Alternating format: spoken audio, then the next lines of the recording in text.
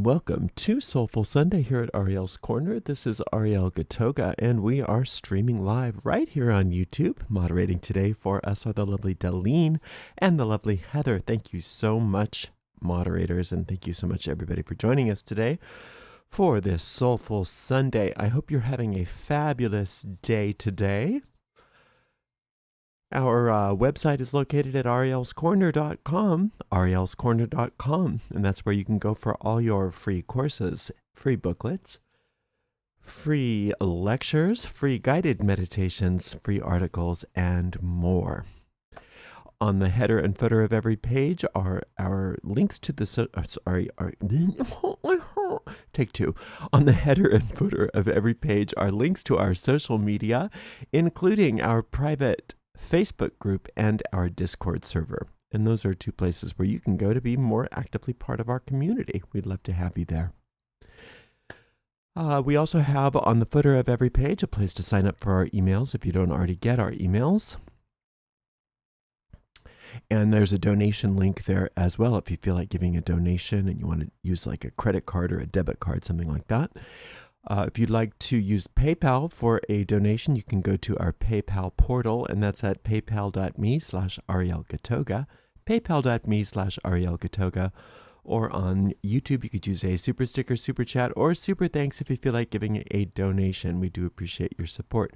We also have a shop, and that's located at arielscornershop.com, arielscornershop.com. Our podcast hub you can find at arielspodcasts.com, arielspodcasts.com.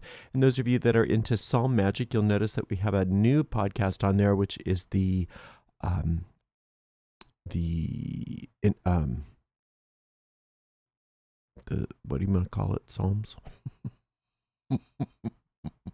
The Inheritance Psalms, Ariel. That's the one, the Inheritance Psalms. And you can find that plus all of our other podcasts at arielspodcasts.com. All right, let's see. We have a chat thread open. If you have any questions for me, you can put it right in the chat thread. Otherwise, just chat amongst yourselves. Enjoy yourself. You don't have to worry about whether you're talking about anything that's going on the stream. You can chat about anything you like. See, did I finish it all? I think I got it all. All right, let's get started here. I've got to work today. I got to work, so I got to get off right on time here. So let's get going, Ariel. Here we go. If you're in a place where it is safe and appropriate, please close your eyes and begin to take some nice, long, slow, deep, relaxing breaths in through your nose and out through your mouth. With every inhale, feel more light and peace entering your body and mind. And with each exhale, let go of all the tension in your body, along with anything in your mind you do not want. Inhaling peace, exhaling as you let go. We see ourselves on top of a beautiful mountain in the center of a magical circular grove of trees. In the center of this grove, a bonfire blazes forth, and it lights us and the grove with a sacred golden light. We know that this magical light is the light of perfect love and perfect trust, and it burns away everything that's not like itself easily and efficiently, leaving us safe and serene, tingling with magic. We call upon and invoke our Creator into this sacred space. To many of us, our Creator reveals themselves to be a goddess and God, a mother and father. We also call upon our angels and our guides, our teachers. We ask that we be guided as we walk upon this sacred way, becoming happier, more peaceful, more powerful, more magical, and more loving people. Blessed be. Today we are going to revisit the topic of the magical sphere of influence. I get a lot of emails and comments, and I read things on social media about magic and witchcraft, and it's all very interesting, and I love how diverse it all is. It's wonderful. One thing that I do notice, however, is that there tends to be a lot of process-oriented information out there. In other words, do this for that, do this for that. And it's very easy to get caught up in the next new process, or, oh, I never heard about that process, or maybe this process, or maybe that process. And we sometimes misunderstand what any magical process is for. The magical process, if it's effective, is for the purpose of imprinting in our deep mind a thought form. And that thought form produces whatever results that we are trying to achieve. Or if it's not that, then it's for eliminating a current thought form that's in our deep mind that's causing situations that we do not want, that we want to eliminate. And it's all about our power. It's all about our magical power, not about the process necessarily. Now, if the process is something that your deep mind takes to, it's a good process for you. If it's a process that your deep mind doesn't take to, then it's not a good process for you. But how do you know? How do you know if the process works? You know by keeping track of it and by looking at whether or not you got a result that you can verify. And a lot of people have very ambiguous goals. They're very ambiguous. They say, oh, I want wealth, or I want health, or I want safety. And those are great goals to have, but as a spell, as a thought form, how do you know when you've gotten those things if you don't have any kind of benchmark in your spell? How do you even know if you achieved it? So wealth could be anything. If you got a paycheck, well, I guess that's an achievement, but I don't know. But if it's a spell to pay off a particular bill or a specific amount of income, something like that, at least you can check it off and say, yes, I got that. Or you can say, no, that didn't happen. And the no, that didn't happen is the one that nobody wants to look at. And that's the most powerful part of becoming a successful magician or witch, is by noticing when it doesn't work. If it didn't work, that's so important. Those are data that you want. Just like in any kind of scientific experiment, when it doesn't work, that's important, because then you got to go back to the drawing board and retool things. Why didn't it work? What was the issue?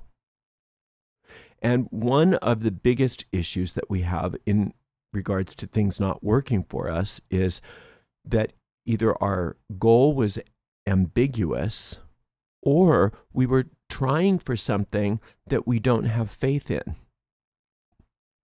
Remember the basics, if you have taken a witch's primer, that witch's pyramid: faith, imagination, will, and secrecy.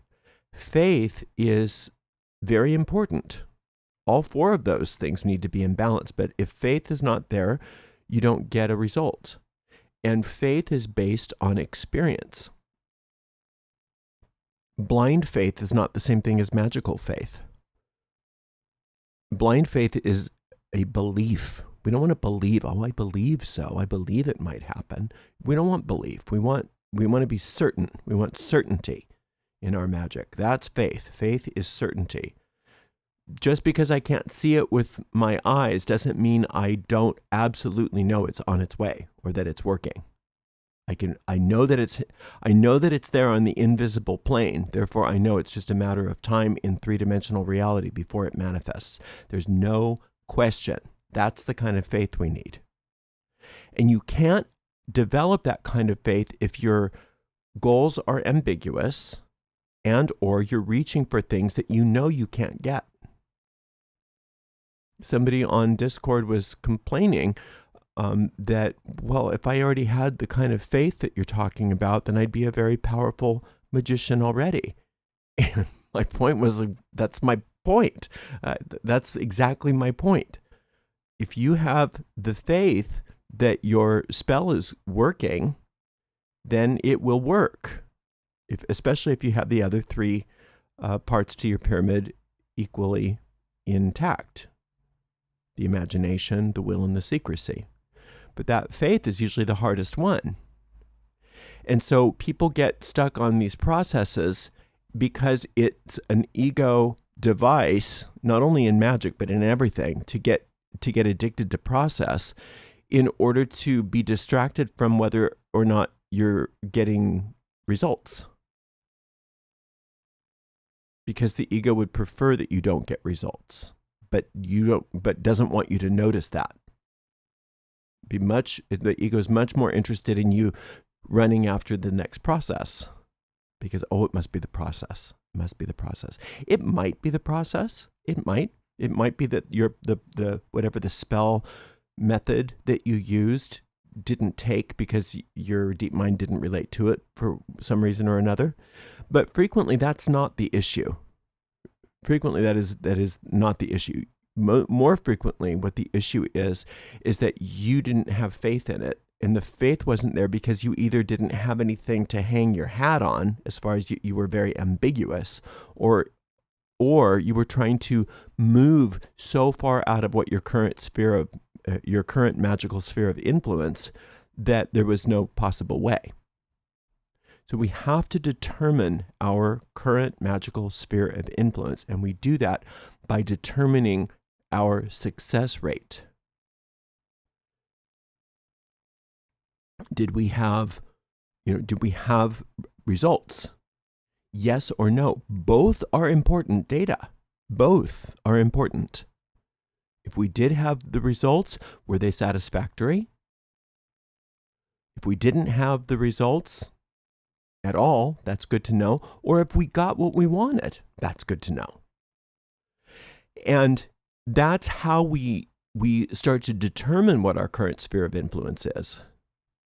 Because if we are getting verifiable results, then we're working at least within the sphere of influence. If we're moving too far, too fast outside of our sphere of influence and we're not getting results, we need to know that too. The faith that we have is easily shattered if we keep having failure after failure and don't acknowledge it. If you have a lot of failure and you don't acknowledge it, and you just get distracted by another process, and you say, oh, well, whatever. What's most important is that I burn the candle. What's most important is that I'm being real witchy. That's what's important, is how witchy I am. It doesn't really matter if I get results, right? That's shattering your faith. And what you do is you get stuck in a process addiction, and you never, ever get what you want.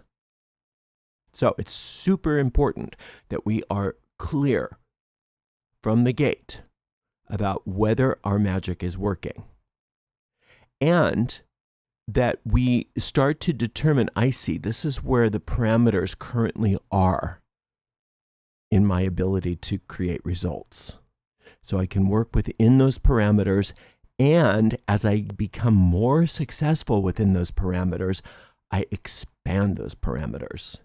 And it can snowball pretty quickly. The more success you have, the more it begets more success. Success begets success. Failure begets failure. Now, failure doesn't beget failure as frequently if you're looking at it as a success. If your spell didn't work and you're saying, oh, good, I'm glad to notice that. Let's figure it out. Was I moving beyond my sphere of influence? Was I being ambiguous in my goal? Did I not have the other parts of the witch's pyramid intact? Or was it my process? What was it? Let's figure it out. Let's troubleshoot it. That kind of failure, when you use it as a tool to become better at your craft, no longer is a failure. You can chalk that up as a success.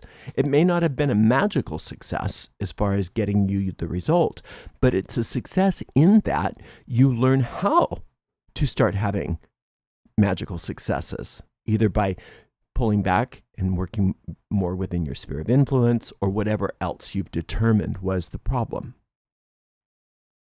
Right? So if we look at things scientifically as magicians and witches, rather than superstitiously, we're in the driver's seat.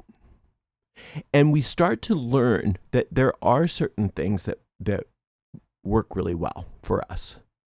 Sometimes those things are very universal symbols because we lean into that Akashic energy and we're using, ancient methods and things like that. And sometimes that's not what works for us. Sometimes we notice that what works for us is very simple. It's very mental. We don't even use tools. Sometimes we have special tools that seem to work for us. Everybody's different. Everybody's so different. And so just because a particular spell supposedly works for a lot of people doesn't necessarily mean that spell's going to work for you. You can try it, but then make sure you're being objective about it. Did it work or not? Did blowing cinnamon into my door get me the money that I wanted or not? Most people, when they blow cinnamon in their doorway on the first of the month, don't have a specific intention. Sometimes they do. But a lot of times it's just, I'm supposed to blow cinnamon in my door for prosperity. And they don't know what that's supposed to look like. So they never know if blowing cinnamon in their doorway on the first of the month worked or not, because their goal was either non-existent or ambiguous. Now, if you said, I'm blowing the cinnamon in my doorway on the first of the month because I want an increase of 10% in my income or more this month, by the end of the month, you'll be able to determine whether or not that cinnamon blowing spell worked for you or not. And if it did, yay, this is a good one for me. If it didn't, let's see why. Was I trying to go too far too fast? Is it that I just don't relate to the cinnamon blowing? What is it? What is this? And we have to look under the hood, and we have to troubleshoot, and we have to figure it out. But more frequently than not, it's one of the two: ambiguity or working too far outside of our sphere. And the sphere of influence doesn't take that much effort to determine.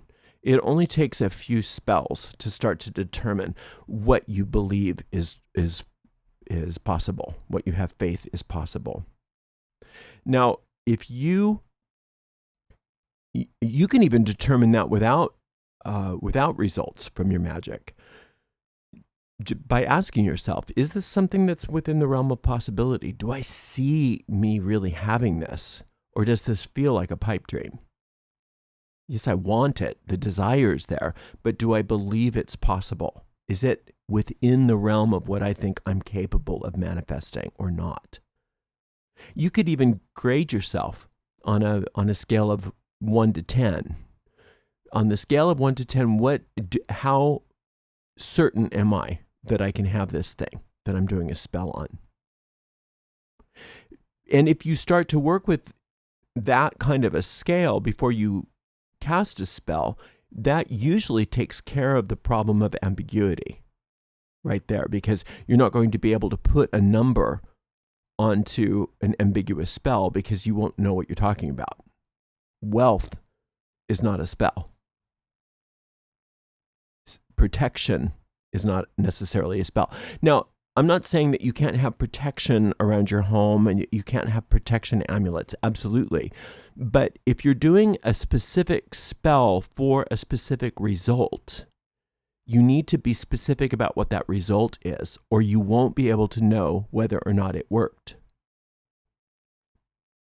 And once you start to ask yourself, within my magical sphere of influence, where does this sit? Is it 1, very, very easy, or is it 10, very, very challenging? And that will usually determine for you, whether you need to move forward with the spell as is, or maybe you need to break it down into different pieces that are more achievable for you. A lot of times people will turn to magic out of panic, and panic is not is not my favorite thought form for getting good results. They turn to magic out of panic, having no training, no understanding, and they go reach for these processes that they see online or they read about in books or whatever, and then they wonder what's the problem.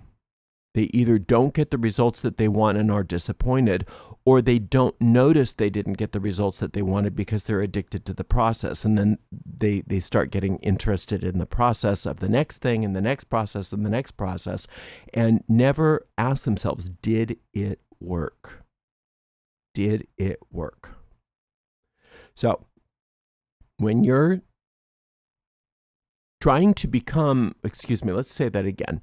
When your goal is becoming a powerful, successful, magical practitioner, it is essential for you to start out by determining, in any spell that you're working, determining where that sits in your current magical sphere of influence. And if you don't have that sense of absolute faith and certainty that it's coming through, that it's going to work for you, you probably would do better pulling back on your goal rather than just going forward with the spell. Now, if you go forward with the spell and it doesn't work, it won't have as detrimental of an effect on your overall magical faith if you take that opportunity to troubleshoot it.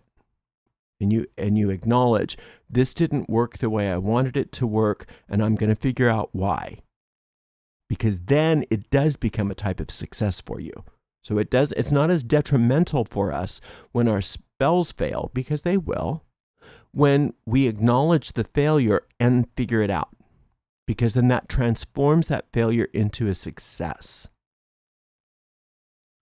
But ultimately, when we can have magical success, that does more for our faith than anything else. So that's why I always recommend, when people are starting with spellcasting, to start somewhat small, to start in a manner that is small and fairly easy to achieve. Like, I could go out and do it and make sure that this happened without magic. And then as that starts to, as you start having more success in those smaller spells, then you can start to push on the edges of your sphere of influence. Something that might be a little bit of a stretch, but you still could see that this is definitely within the realm of probability for me. And then you start to learn how to ride the edge of that magical sphere of influence and press on it a little bit and a little bit and a little bit each time you cast a spell. And that's how that sphere expands rapidly. But you want to have a greater success than failure rate, especially in the beginning. And then when you do have a failure, don't feel bad about it. Figure it out, but do acknowledge it. Do acknowledge when something works or doesn't work. If you can't assess whether your spell was a success or a failure, then the spell itself wasn't written very well. You didn't have, your goal for the spell was not the best goal if you don't know whether or not it worked. Well, maybe it worked. I wasn't attacked, so maybe the protection spell worked because I haven't been attacked, so I guess that's right. But maybe a better idea for that would be, am I feeling safe? Am I feeling protected? Am I feeling certain? Do I have a sense of safety within me all the time, or have I still been feeling vulnerable? That's a better way of saying that whether or not your protection spell worked. Then only, well, I wasn't attacked, but I don't know. So yeah, you don't want to be attacked. You don't want to have whatever you're trying to protect against. But at the same time, you want to feel good. You want to feel safe. You want to feel protected. And if you're still feeling vulnerable and you're always looking over your shoulder, it probably didn't work. Your spell didn't work. Because if your spell really did work, then that means that you are protected and that there's nothing to fear, right? If you did a spell for wealth and you got some money, it probably worked. But if you did a spell that was for a specific amount of money, or, it's usually this or something better, or a particular job, this or something better. We don't want to limit ourselves with our thought forms, but you could determine, yeah, I got the money or I didn't. Yes, I am employed or I'm not. It worked or it didn't. Now, if it hasn't worked after a couple months, it's possible that it was a failure, depending on the how long-term of a goal that was. But usually it's within a couple months that I at least see some sort of a development in the situation. Usually even sooner than that, I see some sort of development with it. I definitely feel okay about whatever it is.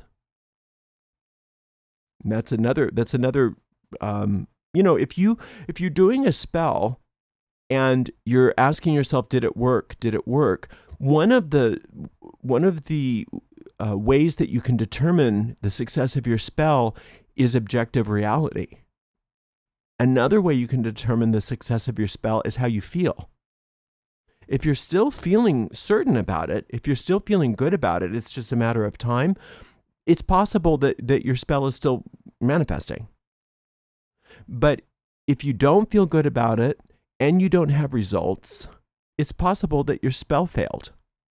And if your spell failed, you need to tell yourself, this didn't work. Now, if you don't keep any kind of records, if you don't keep a magical diary of any type, it's going to be a lot more challenging for you to determine what went wrong. You can, if you have a decent memory, but frequently it's not so much, I used bayberry instead of lavender. That's what the problem was. It's usually not that. It's usually something more along the lines of, I was going for too much too soon. I was ambiguous as to what the goal was. Or maybe one of the other points of the pyramid, I kept telling everybody what I was doing. I kept telling everybody what my goal was. I didn't keep the secrecy. I wasn't able to create an experience of what this was in my own mind. My imagination wasn't a part of it. I wasn't able to create or conjure the experience that I wanted. Usually we call that visualization, but it doesn't have to be visual. I mean, there's been a lot of people complaining that they can't see things visually. That's fine. You don't have to see it visually, but you do have to use your powers of creativity to create an experience for yourself during your spellcasting process that the thing is happening. Or your will. Maybe you're not strong. Maybe your will is just not strong enough in regards to this. Because when I cast a spell for something, I know it's just like, no, this is going to happen because I said so. I built my will to a point of view that it's just like, no, I'm working within my sphere of influence. I have all my ducks in a row. This is going to happen one way or another, this or something better. And I'm not taking no for an answer, So you have those four pieces of the pyramid working in balance. And when something doesn't work, you have to go back and say, well, what was wrong?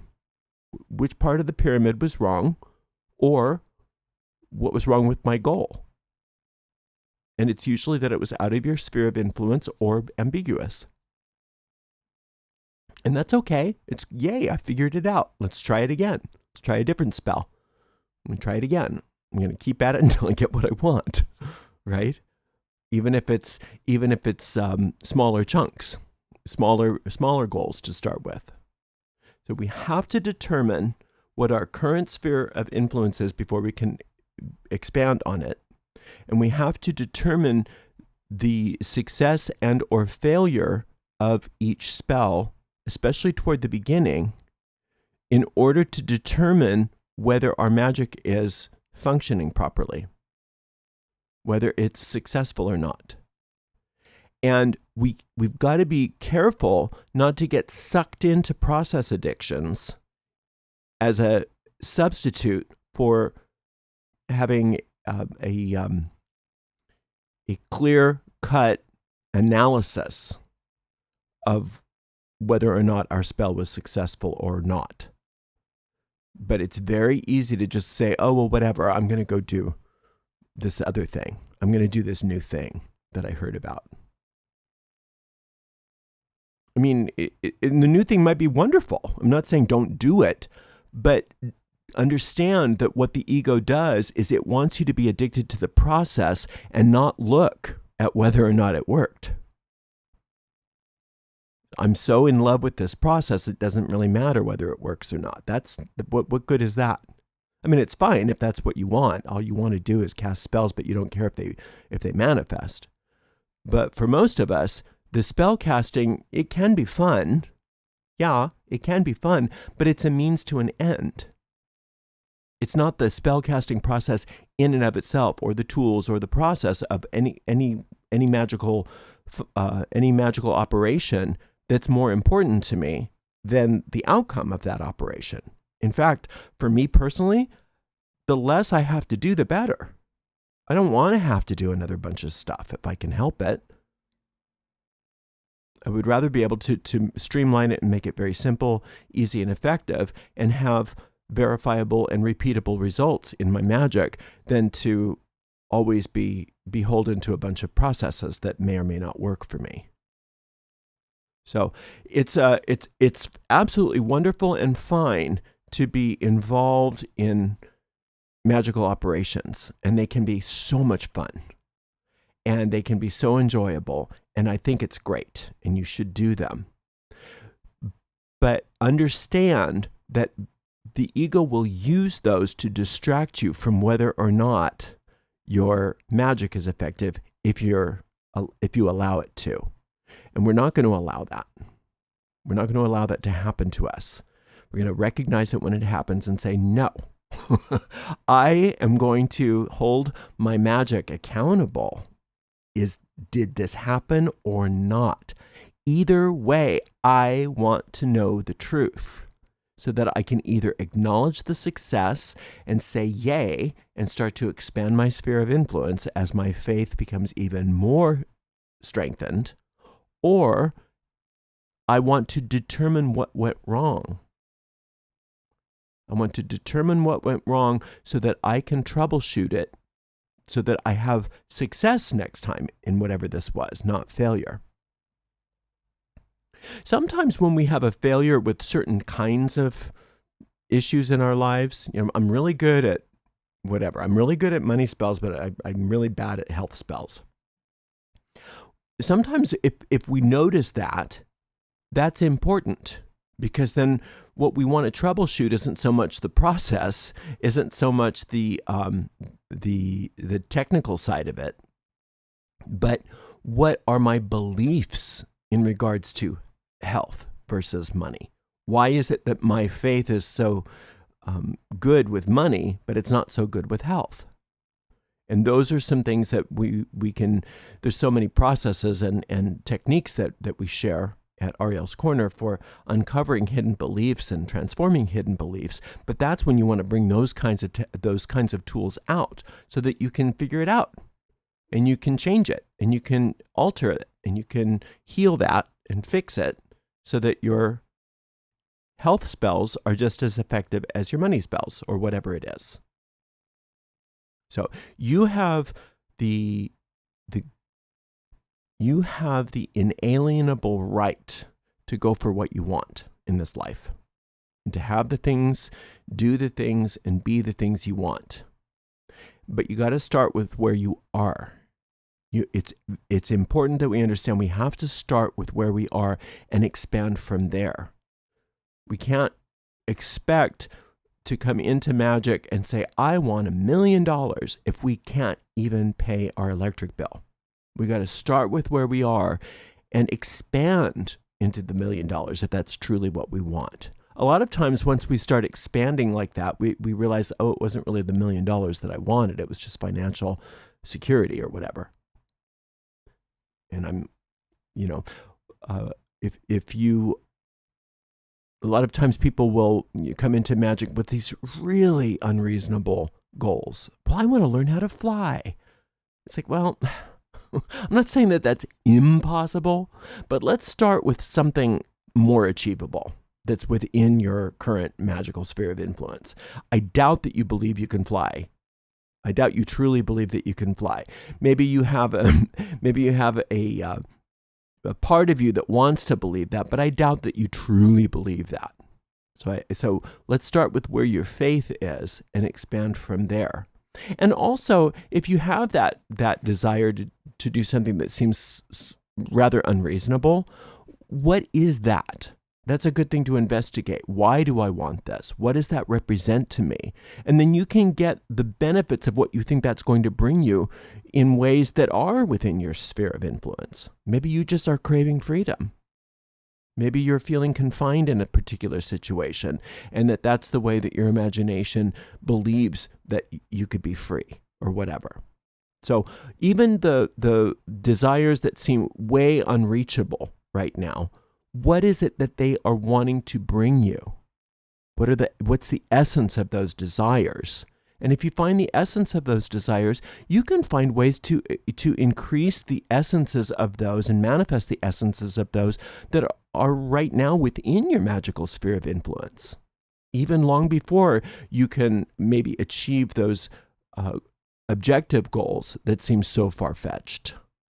Hopefully that makes sense. So working within your sphere of influence and expanding it, having your goals be concrete yet open. So yes, if you don't have a concrete enough goal to determine whether or not your spell was a success, then that's a problem. But you don't want it to be so concrete that you are closing yourself off to success either. That's where the this or something even better comes in. Because then you're opening your mind to the idea that I think that it needs to be this, but I'm willing for this need to be met in an even better way that I'm not understanding or that I'm not capable of conceiving.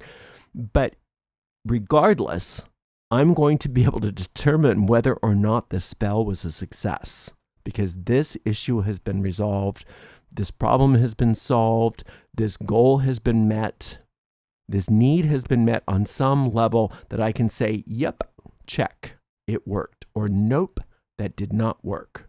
Let's figure it out.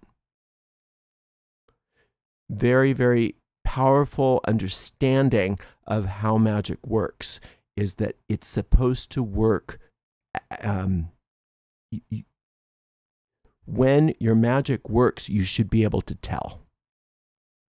When your magic works, you should be able to tell and be very clear that it worked. You shouldn't have to talk yourself into it. You shouldn't have to justify it. Yes or no. And either one is okay as long as you're willing to look at your failures as an opportunity to become better at your magic, rather than just saying, oh, this never works for me. That's not a very powerful attitude. But you have to know when it didn't work. You do. You have to know. Don't just go off onto another process and pretend like everything's cool. If it didn't work, it didn't work. And you need to know this. Fix it. Change it. Learn from it. Learn from your mistakes or learn from your failures and turn those failures into success. That's power. And that power, and remember, power begets power. Success begets success. Failure begets failure if you don't allow yourself to use that failure to become better. If you just pretend like everything's cool and you justify your failures, then that's going to beget more failure. Or if you ignore the failure altogether, that's going to beget failure. But if you look at the failure, you acknowledge the failure, and you learn from the failure, there's your success. You've transformed it immediately. And that's going to feed that faith and expand that sphere of influence, even when things don't work. Thank you so much for spending some time with me today. I so appreciate you. Until next time, blessed be.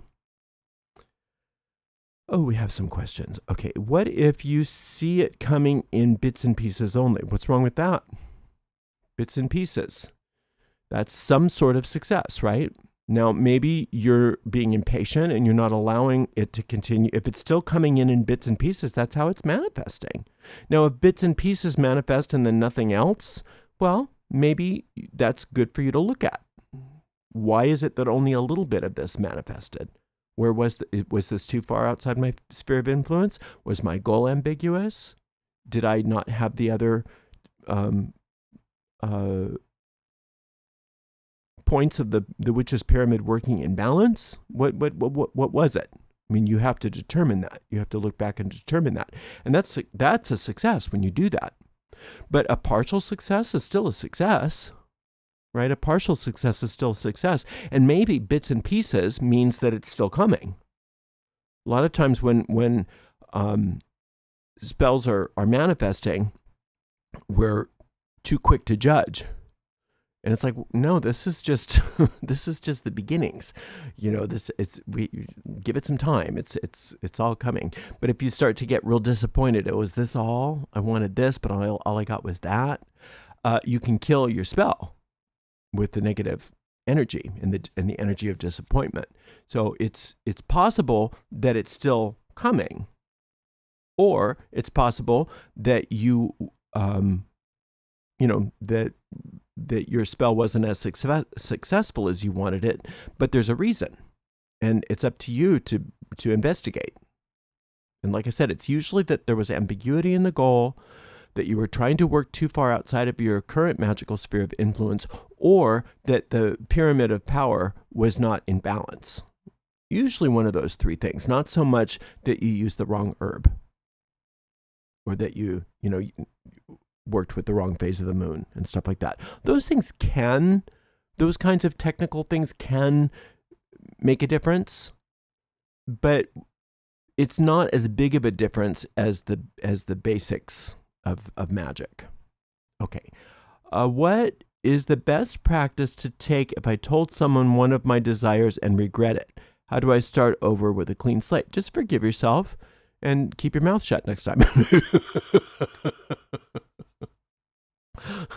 It's okay. You'll get through it. It's fine. We've all done that, and you'll be fine. It's just learn from it and don't do that next time.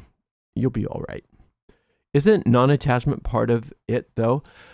Yes, it is part of it, and there's a dichotomy that is part of magic, and we call it a magical dichotomy. On one hand, you've got to want something with your whole heart and soul and have all that desire while not caring whether or not it actually manifests. That's a very challenging attitude to balance, but you can do that. And that's a very magical attitude. And the same thing goes with this. It's okay to determine whether or not the spell worked. That's not the same as being attached to a result. Right? I'm not attached to it. It doesn't need to be like this or like that, but it does need to work. It doesn't, if I'm using visualization that my bill gets paid with a check from a particular company and stuff like that, the universe can use that. But if I'm in a this or something better point of view, it can get paid in a multitude of ways.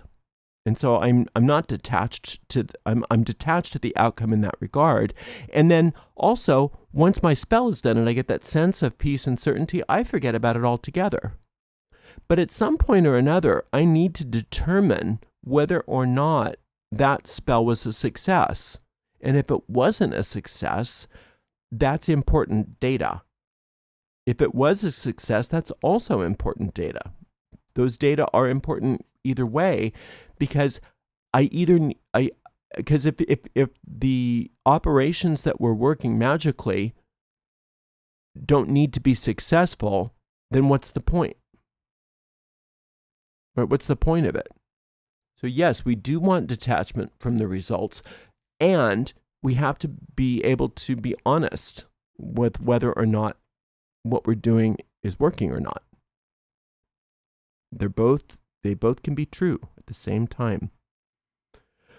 Did he say how you can remove bad thought forms? I'm curious about that. Well, we have a lot of other lectures on stuff like that. So look on any of the banishing type lectures. But yeah, that's a great idea. Maybe I'll talk a little bit more about that this Thursday. Is vivid dreaming and astral projection the same thing? Vivid meaning lucid. When you're dreaming, you are astral projecting a lot of the time. And if you are recognizing that you are astral projecting in your dream, and you're capable of changing things while you're dreaming, that's called lucid dreaming, and it is a type of conscious astral projection. And we talk about that in the astral projection course.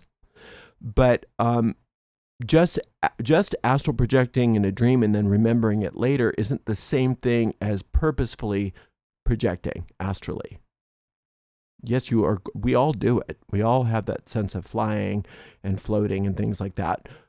But if it's not on purpose, it's different than what we're talking about. Usually when we talk about astral projection, usually for us, astral projection is something that we do intentionally rather than unconsciously. But yeah. What is a way to detach? To detach from your outcomes? I'm not understanding the question, I guess. If you're done with your spell and you want to detach from it, I do my best to drop it from my mind. I just do my best to drop it from my mind and to get very involved in something else. I get fully involved in something else and just let it go.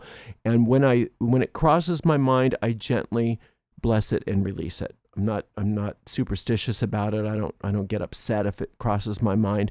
But if it does cross my mind, I usually say something like, "Oh, this is already taken care of," and I can move on to something else. And I just gently detach myself from it. But like I said, it's good to have maybe something in your calendar once every month or two to just say, okay, let's look and see which spells have I cast and how are they doing? How am I doing? What is my success rate? And if I have that success rate in my mind, then I can either acknowledge the success or troubleshoot the failure. But to just not acknowledge the failure or not acknowledge the success, that's not really detachment. It's just being unconscious, right? So, all right, those are amazingly good questions. I love those. Thank you so much for all of that, and I hope that everybody has a wonderful day today. Thank you so much to the amazing moderators. Today we had the lovely Delene and the lovely Heather, and we'll see everybody real soon. Until next time, blessed be.